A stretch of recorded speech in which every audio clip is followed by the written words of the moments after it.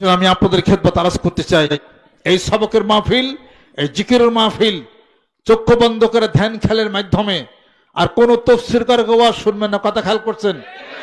মুরিদের জন্য ওয়াজ হলো তার পীরের ওয়াজ।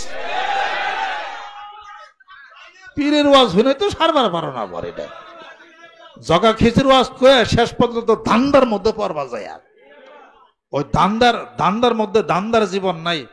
আমি এতদিনই গেলে বলতাম না যে তোরা জেনে মনে হেনে যাও। দেখি যে বাঙালি মুড়ি দিকে বাঙালি মানুষ কিনে আগা ভাষা বুঝে না কোনো কিছু কিনা, এগুলো খালি কষিটাই না ধরে রাখল লাগে।